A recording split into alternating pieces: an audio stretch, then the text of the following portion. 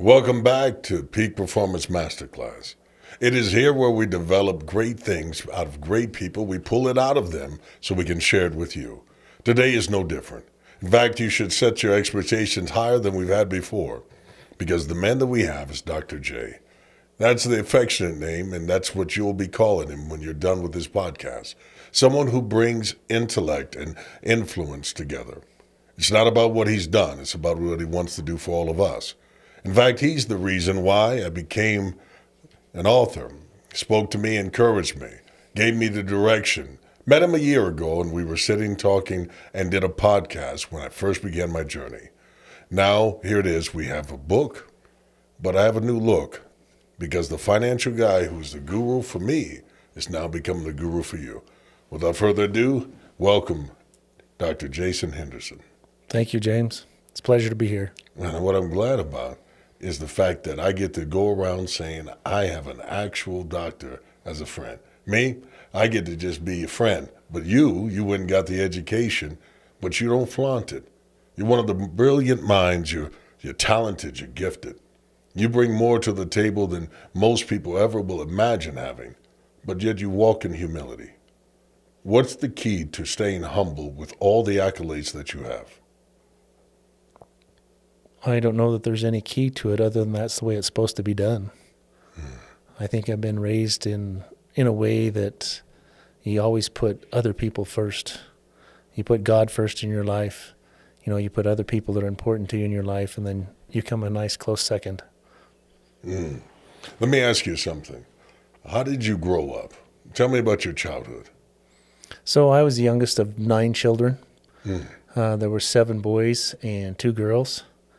And I grew up kind of in an adult world, if you will, for the fact that my oldest brother is 25 years my senior. Oh, wow. Right? And my dad was 49 when I was born. So as I grew up and started realizing things, much of what the family wanted to do, much of what the kids want to do was all adult things, right? They didn't want to play with matchboxes or G.I. Joes or things like that. They wanted to do other things. And so I kind of came up in a world where I was exposed very early on with some serious things. I was welcomed into discussions about money, about business, about repairing things, and the list goes on and on. What did you say this? I was watching the storyline between Richard Williams and his 2 daughters, Venus and Serena. Venus got out and people were like, she's the one, she's the great one. And he made the comment, no, the greater one will be the younger, because she will learn off of the other. Would you say that part of your success and the reason why you have the mindset you have about being an entrepreneur and about money specifically is because you got to glean off of all of those things? You mentioned 25 years your senior, your older brother, but then you got to listen to those conversations. Would you say that those things gave you a head start on your growth? Oh, absolutely, James. In fact, to some degree, it was a competitive thing. When I was younger and I would attempt something, whether that's go out on Little League football and I want to be the quarterback. Someone would say, well, you know who the quarterback in the family is? It's Trevor. Or when I started playing the piano, well, who plays the piano the best? That's Melanie. And I can go through every one of my siblings, and they were better than me in something. And I was always motivated by that. I wanted to be the best. I wanted someone to finally say, who the one that's good in the family is Jason. And so, I benefited greatly from having all those older siblings. After sharing the story about Venus and Serena, about the younger becoming stronger because of what the older ones did, you were able to glean off of your brothers and sisters. There's a unique relationship you developed with your mom because of it. Would you talk a little bit about your siblings and then the relationship that created with you and your mom?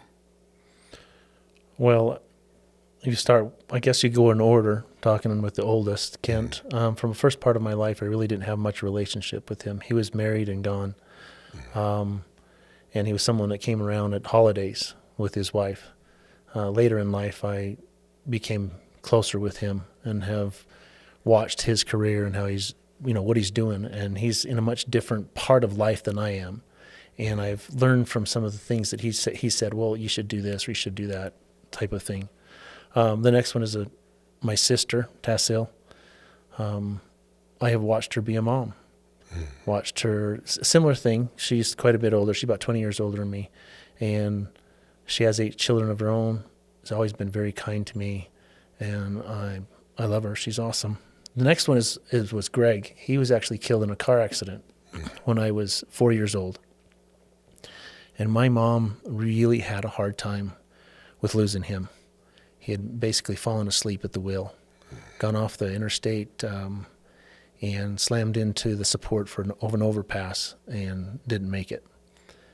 When everybody went to school, I was the only one left at home. And so Mom would attempt to not think about Greg and what was going on with all that, so she would come and play with me. And that caused a pretty tender and special relationship between her and I. And we were just good friends. I could always talk to my mom very closely and about anything. Next is Lewis.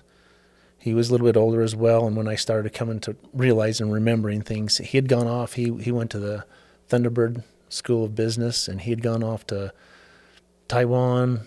He was in Iran for a while working on computer systems. He was in Saudi Arabia. Wow. And so I really didn't see him much for the fact that he'd only come back once a year or every other year. However, later in life, we lived kind of close together when I lived in San Francisco Bay Area, and we became very close at that time. And it was a critical time for me, and it was really nice to have that relationship. The next one is Trevor. Of course, he picked on me, yet he was kind of some of the inspiration for some of the real estate. He's been a realtor for almost 50 years now. And again, later in life, and particularly now, he's a partner of mine, and someone who I talk to quite often now that Dad's gone. He needs someone to talk to. Trevor is generally the one I'll turn to. Next one is Lyle. He was my roommate as a kid, right? We all doubled up in our rooms except the girls. And for the longest time, him and I were roommates. And for that, I just became really close to him. Same kind of thing. When I need advice about something, I will often call him, what do you think? How do you do things? Next is Cornell. And you talk about gleaning. Cornell took a really good interest in me. He's the one that taught me to throw a football. Wow. He's the one that taught me to shoot a basketball. Talked about, shooting both left-handed and right-handed on left layups and other different things and different moves, right? So he had a big impact. And then next is Melanie. She's the closest to me in age, and she is simply the salt of the earth. She's a real sweetheart. In fact, sometimes people thought we were twins, and we would play jokes on people. Yet she was always very, very protective. Let me tell you a story. When I was in the 7th grade, she was in 9th grade, right? That was junior high. And I was scared and nervous about being in a new school. And there's this guy that had a locker right next to me. And he was frightening. And I told Melanie kind of what some of the things he said to me, and it was almost, I wouldn't call it bullying, but just kind of mean, right? Right. And this one time I came to my locker and he was there and he said a few things, and all of a sudden, out of nowhere came my sister. She spun him around, threw him up against the locker, grabbed him by the collar, just shoved him right there and said, "Don't mess with my little brother." I never saw that kid the rest of the school year. He was scared. So she protected me. It was awesome. The reason why I even asked that, because when you see someone successful, what I've learned is there are many hands that support their back. And many things have gone into it. We talked about Mom, we talked about that relationship, the siblings. But tell me about your dad. 100% certifiable hero. I didn't grow up idolizing sports athletes or astronauts or things like that. I idolized Dad. And he was the kind of individual that was truly worthy of that admiration. He was a volunteer and fought in World War II. He was wounded. He was a Bronze Star. And he had some experiences that were off the charts. I mean, God protected him in ways that... When you say that, can you give me an example? I'll give you one example. It was in the spring of 44. They were on Anzio beachhead, and he was called to, or assigned or ordered to go on a reconnaissance mission. He took his sergeant, who he had been with since all across North Africa, up into Italy, and this was in Italy. They went out at night. He took his sergeant and 2 other men with him to go find out where the enemy assets were, where their guns were, where their tanks were, that type of thing. That's what they did at night. Well, they're walking along the road, kind of on the side of the road, and a machine gun opened fire, and they dropped to the ground. And because of the curvature of the road, the bullets would never hit them. It would just graze off the top of the road. As long as they laid there, they were safe.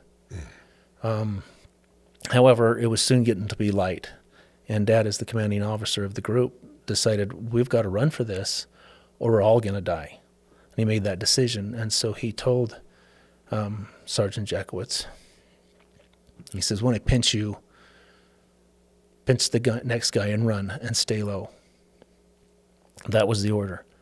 When Dad felt it was the right time, he pinched Sergeant Jackowitz and took off running. Sergeant Jackowitz was an Italian guy from Pennsylvania, and apparently faster than Dad, because they ran a little ways, and the machine gun, of course, opened fire. And at that time, Jackowitz was between my dad and the machine gun, and he took a few rounds into him, and the force threw him into my dad, and so they both went to the ground. And Dad watched him die right there across his legs. And those are the heroes, right? The heroes that don't come home. He was an only child. There's no one to remember him by. However, I do. Or the fact, had he not been in that line of fire, I wouldn't be talking with you today. Yeah. You know what I love about that is that you made sure his name was known now. And that the legacy that your family has and the things that you've gone on to do, you make sure that those names are remembered. This is an account. This is something your kids will one day look at it. Not just the things you've told them, but this is an account. And the reason why I wanted to make sure I do that is because I wanted to make sure that when they watch this, when your grandkids watch this, they heard you mention each one of them, that it wasn't just about who was immediately around them, but who made those decisions, those choices, those impacts on your life that allowed them to come from you. None of us are here alone. I've watched you and grown to know you, and I admire the fact that you are the descendant of a hero. You're a descendant of those brothers and sisters who have pushed you forward in life. You were going to follow your father's footsteps, but your father said no. Would you talk about that? Yeah, I was walking down what was called Senior Hall in my high school, and there was a colonel and a major. The major called me by name. I had no idea who this guy. They were in uniform. They said, "Come in here." And so I went into this room, and they sat me down. Where do you want to go to school? Well, what are you going to do next? And they said, "What's your dream university?" I said, "Well, I want to go to MIT." "Do you have any idea how much that would cost to go to MIT?" Went on and on. I said, "Look, you join the Army. We can guarantee you that we'll get you, into MIT. We'll help you with tuition, and you can have any post anywhere in the Army." I guess I had scored like twice as high as most people scored on the ASVAB, a military test. Mm-hmm. I went home and talked to my dad, and he said no. He says, "I went to war in the hopes that you wouldn't have to." And so I kind of stepped away from that. Well, first of all, they were right, man. They were able to identify brilliance early. But your father, him choosing for you not to go that route, was a blessing to the rest of us, because even though you're brilliant, you would probably be a general somewhere, there's more impact you can make on our lives than on a battlefield. The battlefield of life is what most of us struggle with when it comes to finances. What got you into finances and it led you to the point where you would share those secrets, the things you learned about being an entrepreneur? Your whole life was prepping you for that. You get there with this education. God gifted you with a great intellect, but also a compassion for people. What guided you in the pathway of sharing those secrets with others? Why not be like other people and keep it close to the vest, keep family wealth going? What made you want to share it? you can have too much. And why? Really, when everybody can enjoy something together, there's no need to hoard, right? There's so much available. I mean, it's kind of like, I remember being towards in Louisiana, watching the Mississippi River flowing towards the ocean. That thing is massive. It's nearly a mile wide at that point, and there's so much water going by, you have no idea.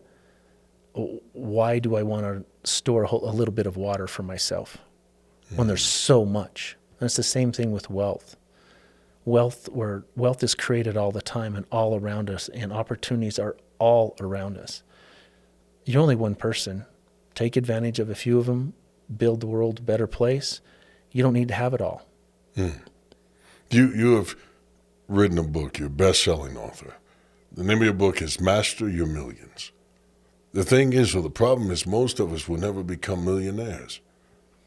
It's because we don't know those inroads. So if we were going to begin, and I've watched you go inside of urban churches, travel the country, talk to people that have never seen a million, never imagined that they could have millions, and then you give them a blueprint for it. Master Your Millions, is that the book that will teach people how to go from check to check until where they can go from the back of a check to the front of a check? Yeah, it's really that book is going to open a discussion amongst the family. I believe the family is the key element in building wealth. It's a mom and dad and children, and understanding how to help each other and how to leverage each other from a financial point of view to build wealth with certainty. Well, what happens when we're missing a component? Because you were blessed with a mom and a dad. We had other siblings involved. The majority of America doesn't have a dad in the home. They're not like you. And so how do you fix that? How do you get someone interested who hasn't had that same structure? How do you break that cycle? Well, first of all, you have to realize it doesn't matter where you come from. There's still opportunity. It doesn't matter what kind of background you have, where you came from, your color of your skin, your religion. I don't care what it is. When there's a formula, there's a formula. You follow the formula, you get the same outcome. So if I'm going to work, working 40 hours a week, $45, I got to just put in 45 years doing this. Is that the route to make wealth? If I just work harder, I put in overtime, I sacrifice, I'm not able to see my family, those things, because that was the route I was on at one point working at General Motors. Third generation doing that. There's no generational wealth being developed that way. How many different ways are there to make money? There's got to be an endless route. There's only two, James. Two? There's only two. So wait a minute. So there's only two. And you have to understand that. Keep going. Wait a minute. You're saying that with all the occupations, with people, we've been told if I go to school, I get my education, I get me a job. And after I get a job, I work that job, I'm loyal to that job. At the end, I got a 401k, and I wait for my Social Security. That's not the way to wealth. No. When you get your 401k and your, maybe your pension, whatever, that's hoping to have enough money to get to the end. But if that's wrong, why is that the only way ever taught to kids? That's what our school systems are built. I mean, if you look at where our school systems came from, in the late 1800s, what was needed was factory workers. And in order to take kids off the farm or different things and make them into factory workers, you need to educate them in a specific way so that they would take orders and they would do things in a specific way. Work on the factory floor, work on an assembly line. You have this job, you do this for long enough, we'll take care of you. That's not the way. Coming back to my question, there's two ways to make money. People at work and money at work. When people at work, you're simply trading your time for your money, or time for money, right? And sooner or later, you run out of time. So you're going to run out of money. Sooner or later, you decide, I'm not going to work anymore. Call it 65, 85, 95. I don't care. And then you have no more income. You might have a little bit from 401k or something. It's not enough. There's no sum of money that can get you all the way to the end. Why I say that? You can look at inflation just recently. Okay. 5 years ago, you might have said, yeah, I need 1.5 million to make it to to my expected lifespan. Well, guess what you need now? 2 million or 2.5 million. You're talking about millions. Most people work at I come from a city where the average income was $18,000 after the factories left. When the factories were there, it was $64,000 and then went to 18. You're talking about millions. It is so unfathomable to most people that you can do that, but you're confident. I've seen you talk with people. I've seen you pour into people. That the same things the Rockefellers had to build their family is possible for the Dixons, the Smiths, the Johnsons. Correct. For the fact that there's the other way of make money, and that's money at work. Money at work. The sooner you get money at work working for you, that money is going to be working 24/7. That money does not require you to be doing anything. That money is working while you're asleep. That money is while you're playing basketball, while you're enjoying the kids on the weekend. It starts to compound, just like a little snowball at the top of a mountain. You start to roll it, it's small. But if it continues to go on, it's pushed a little bit, that can become an absolute avalanche. So you're not talking about saving 10% of my income. That's a good start. Okay. So I'm just saving. I put that in the savings account. And if I just keep putting 10% in for that rainy day, that's the way you do it? Not necessarily, no. You've got to get the money to work, right? Savings, yes, you've got to save that, at least 10%. I always say a portion of everything you make is yours to keep forever. And what I mean by that is not only yours, it's your children's, it's your grandchildren's, because you want that snowball to keep getting larger. Every minute, it's better. Well, let me ask you a question this way. Let's suppose that I have 3 apples on the table, and we take one, cut it, and eat it together. How many do we have left? Well, if we ate one of them, we only got 2 left. Okay. How many are left in 20 years? Well, it'll go bad in 20 years. It won't be enough, especially if the 2 of us are needed for substance. But if you're saying if that one apple, you and I could split it, and the other 2 remain, we'll always have those 2. What happens in the event that those 2 apples rot and the seeds fall off the table and germinate?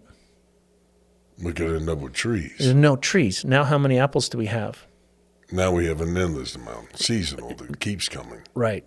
Time is the issue, and what we do with that time, right?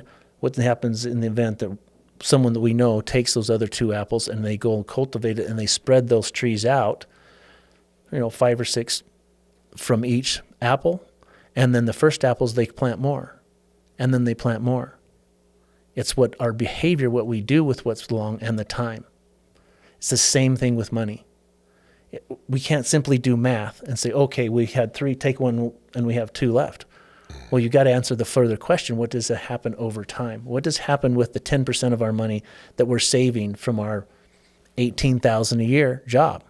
That can still turn into millions over time. By putting the money to work. Putting the money to work in a smart way. But that's the smart way isn't known by everyone. What we do know, so I've got an account at First International State Bank. So I go there or credit union, and I'm putting in 10%, and I keep that in there long enough. That's supposed to do it? There's no way. No, you're right. It doesn't. Why are you putting it there? Probably for the fact that you want it safe, and also maybe someone there at the bank says, yeah, you ought to put your money in our savings account. That's right. Well, guess what? What do the banks do with their money? Have any idea? They invest that money. They do not put it. They do not put it in CDs. What they're out there doing with their profits, with their money, they're buying bank-owned life insurance. They know that there is some real leverage that can accelerate the growth of the money. It's tax advantaged, and taxes can kill you. Let's just put it that way, right? They are let me give you an example. Bank of America has 5,600 branches, right, and owns the second tallest building in Manhattan. The value of those branches and that building together is less than the amount of money they have in bank-owned life insurance. So why are they doing something with their money that they're not telling you to do with it? Right. Because they can leverage your money. They can make it to their advantage. Well, you need to learn what the real smart people do. Like you said, the Rockefellers or other Hiltons, Marriotts, You can name a lot of families. They know what they're doing. And that formula is not complicated. It's very simple. I talk about it in my book. When you understand that and follow what they're doing, millions are possible. Wow. There was a day and age where the only way someone would get millions was through athletics or through entertainment for a moment. And those were the breakaways, but then we'd see them go broke. So acquiring money isn't just it. It has to be, what do you do once you have it? Does Master Your Millions talk for that person as well? Not just for those of us who started taking our twos and fews and then we invest and it becomes more. But what about those who have already aspired? Do you have something for them? Absolutely. When that money is making money, right? And you have it in such a way that then that money makes money, and you go generations, like you're saying, you'd grow in an apple tree, and you take some of those apples, you grow another one. You're going to get to the point where there are so many apples being produced that you can never eat all the apples. The same thing with money. You have money making money on money on money, and interest upon interest upon interest. It'll get to the point where you can support the whole family. The Rockefellers today, there's 200 descendants of John D. Rockefeller that are all benefiting from the sum of money that he set up and put it in motion through entities such as trusts and insurance. They're being supported on that. One man to 200. There are many athletes I know that will end up seeing this. People who the fear is, or the thought is, you said that you'd be able to take care of your family, your descendants. When we get some money, then we try to take care of people, but we haven't taken care of ourselves. It's kind of like the oxygen mask that drops. They say put on yourself first, but our nature is to try to protect those that depend on us and then come back for ourselves. But the self-preservation aspect is also future generations' preservation by taking care of our own finances. So an athlete who's known to lose all their income after 3 years of retirement, how do you protect that? How do you speak to a person in that situation? Before they've lost it or after they've lost it? So before they lose it all. Because the moment they are done, they're done. And the same family they used to support when they had the abundance walks away. But you're talking about a way that has to be different than this. I go out, I make $200 million, I share it all. And then it's gone. Yeah, then it's gone. They're spending it. They're buying liabilities instead of buying assets. They're out there just wasting it away. Really, I mean, one of the great examples, James, is Allen Iverson. Okay, yes, he made north of $100 million in the NBA. That's right. Today he is homeless. Yep. However, there was at one point where he had a contract with Reebok, and whoever it was that had the foresight, what they did is say, we're going to take a certain percentage of what we're going to be paying you, and we're going to put it in an entity that will now provide money for you over time, basically a cash machine. No. And so now you can live on the cash coming from the cash machine. They also said, you're unable to get to this until, I don't remember, it was 10 years after, 15 years after you retire, right? So Allen Iverson is penniless and homeless right now, yet soon will come into some money for the fact that someone did something really good for him at that time. That's what I would do for athletes. I would teach them, look, you do it this way, you don't need to change your lifestyle right now. You can still help mom and dad and everybody and all your pretend friends, yet down the road it's going to come back, and I can guarantee you that you will never be poor. Wow.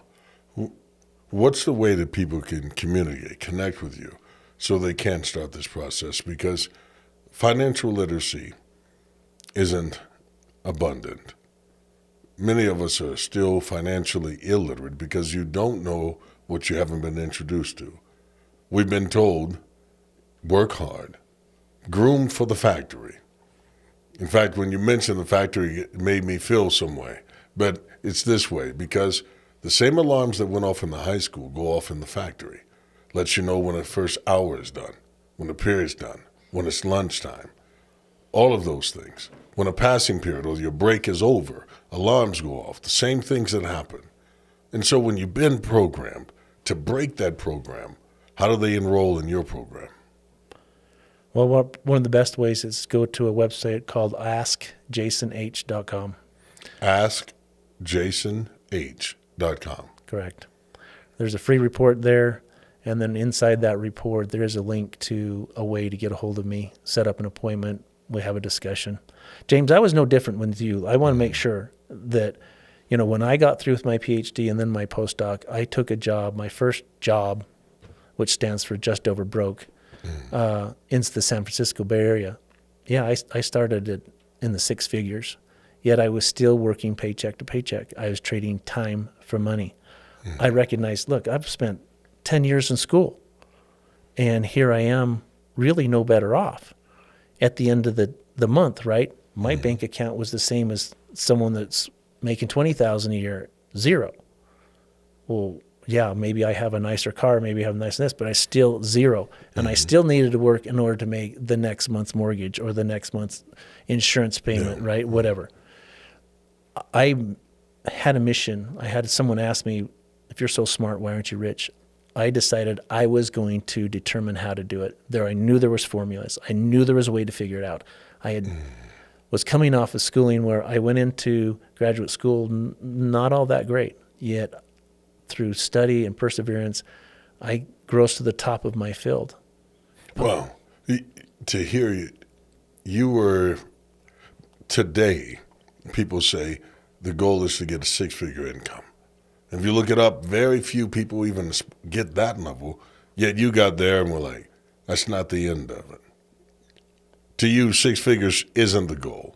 It's about helping people master their millions. What made you want more? Was it that comment where they said, if you're so smart, because you had already been known for your brilliance, you already had patents and things that you didn't mention here, but you had already done a ton of things, but it didn't equate to dollars, though it had influence. But to fix your affluence, what did you go do? It wasn't just that someone insulted you or made a comment. What did you go do? What was the step that started you in this path? I had a friend that shared with me The Richest Man in Babylon, Think and Grow Rich, and Rich Dad, Poor Dad.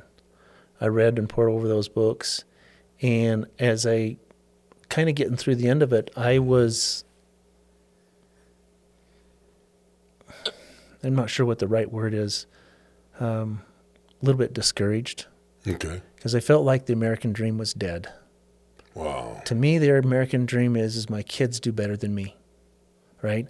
I felt like I would never be able to do for my boys what Dad did for me. And I went through a long period of time until I read a particular book called Becoming Your Own Banker. And I understood the concepts in there, and I expound on those concepts in my book. Okay. When I understood that, I read the book once. I almost didn't sleep. I got done. I started right back from page 1 and read the book again, making sure that, is this for real, right? And then I became very excited that, hey, my kids are going to do better than me. I'm going to teach them in a way, teach them the system, teach them the steps that they will do better than me. In the event they'll simply listen to me, they'll do a lot better than me. And it became so exciting to be able to share that with my kids. And as they've been growing up, we talk about it all the time. We talk about it at the dinner table. We talk about it when we drive. We talk about it on the phone. We're constantly looking for ways to improve on that formula, but we are putting the formula in place and using it. When I think about you passing on that legacy, because I've heard this, that in 3 generations, the family wealth is gone. What are you helping people do so that doesn't happen to their families? Well, I help them understand that each time it goes from generation to generation, the wealth needs to be increased by many factors, and how to do that free of taxes, right? That's number one. Number 2 is also realizing that a sum of money is not the big deal. It's not what you leave to people. It's what you leave in people. Wow. Okay? And so when you go on a business trip or a family vacation, you tell the stories. You're very intentional about, where did we come from? Why do we do the things the way we do, right? I tell the stories of my dad. I tell the stories of my mom and my grandpa. And now I'm starting to instill in them an appreciation for who they are, where they came from. I mean, I can go further back in generations, and there's some pretty cool things that have happened to my ancestors, right? That human capital is way more important than the number of dollars that's in a trust or a bank account someplace. Wow. And so you've got to use that during your lifetime. That's how it's passed on. So they understand the purpose of the money and why we have it and how to perpetuate it. When you don't, then you're like the Vanderbilts. I mean, Cornelius Vanderbilt, when he died, he passed more to his children in sum of money than what was in the U.S. Treasury at the time. Now think about that. More than what the United States Treasury had, he passed to his kids. But the same thing. They founded Vanderbilt University, and in 3 generations they have a family reunion. There wasn't a single millionaire in the group. How does that happen? Yeah, when you have more money available than a nation has in the Treasury, you give that to your descendants. A university is named after you. All of those things, they have iconic name, and there's not one millionaire from that descendants when they have their gathering. Correct. For the fact they focused on the money only. They didn't focus on the structures. They didn't focus on the human capital. They didn't focus on the intellectual capital. Wow. There's secrets that you have, James, locked up in you that your grandma taught you, right? And you're doing a great job in sharing that with the world. That has to be shared with the next generation. So they know it better than anybody else. That's why I'm talking about human capital and intellectual capital. Well, it's not what's left to them, it's what's left in them. When I think about the things that we pass on, my grandmother had a great distrust for banks. And so she would rather put it in the mattress than go give it to the bank, right? But when I'm listening to you and I'm thinking, what would we invest in and how should we invest? That is going to be an individual decision. However, there's one thing you've got to stay first, and that is, I'm not going to lose money. I'm not going to put my money at risk, right? When you do that and you build a foundation, I mean a rock-solid foundation, a big percentage of what you have needs to be in insurance, life insurance. It's designed for cash. So whole life insurance, let's just say it right out. Whole life insurance that's designed for cash. That's the foundation. When you understand how that works, how that goes from generation to generation, right? Because the death benefit comes income tax free. So when I pass, it goes income tax free to my beneficiaries. They don't pay a penny of taxes, right? I have a huge 401k and it goes to the next generation. They're required to start taking that out, and Uncle Scam gets their portion, right? That's the beginning. I spend most of my time teaching the basics to people, you know. So I'm 50, and undoubtedly there will be people who are nearing that age or around that age. Is it too late for them to switch gears? If you were in one mode, you go from the factory floor to here, is it too late for them to switch gears? No. Just like I said, it doesn't matter where you come from, where you've been, the color of your skin, or anything, even your age. It's how you behave is the most important. You can change your behavior at 50, then you'll be fine. I like the idea when you were talking about whole life. In Master Your Millions, do you talk to them about that? Or when they call you at askjasonh.com, is that where they would find that, where they could have that conversation about it? They can have the beginning of the conversation, yes, and they can also learn about it in my book. One of the things that I have taught my children is never have a qualified plan, a 401k or IRA. What they need to do is they need to buy life insurance on me and their mom, right? For the fact that about the time they're going to need a big account, statistically I will pass away and there'll be a windfall of money come income tax free to them.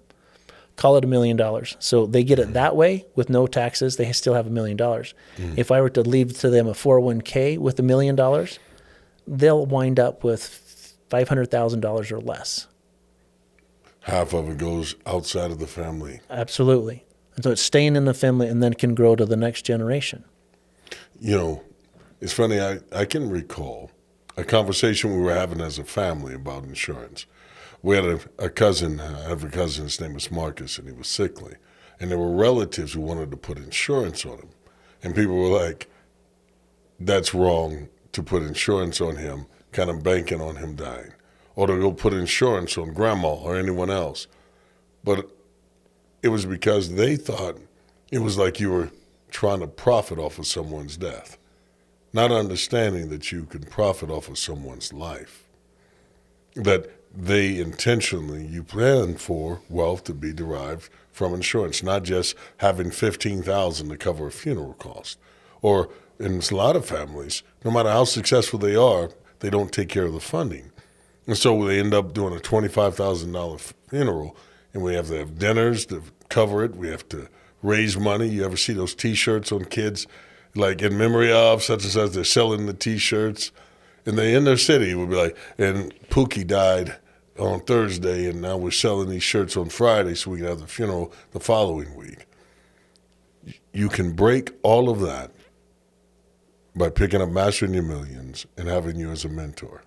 Would it be actually you, or if they reach out for a consultation, you got a team? I know you have a team. But I do have a team. For the most part, I take the first call myself, so they will be talking to me. I want to make sure it's done right. Right? There's a lot of misinformation out there. There's a lot of people that'll do things different ways. It needs to be, the whole life needs to be designed so the owner of it has the best value, not the agent that produces it. And sadly, that's not always the case. There's a lot of people that want to tell you, well, this works better or this works better. Look, I've done the math. You don't need to do the math. I'm telling you, I've done the math, and I've gone through some serious training, and I've gone way, way deep. I'm telling you, it works. One of the things that we started off this conversation about is your dad being a hero. You may not have been to the battlefield, but on the uniform. But you carry his name, you carry that mantle, and you're going to battle for other people. The fact that you're willing to share the things that, how it grows millions, creates millions. Your wife was talking in an earlier podcast about how important it was to generate wealth and raise your children to be entrepreneurs. For you, 100,000 wasn't sufficient. You wanted to set it up so that your grandchild would have income, and that everything that you're doing is working for the future. You're making that possible for other people. That's a heroic thing, and I appreciate that out of your heart, out of your skill set, and because it's your calling. You haven't been focusing on, I've watched you speak from stages, and it's never been, buy this program, and so you make money from the program. It's always been about how can you help people, and I'm thankful for that. You did it with my life, you're doing it in others. Jason Henderson, you really are help millions master their millions.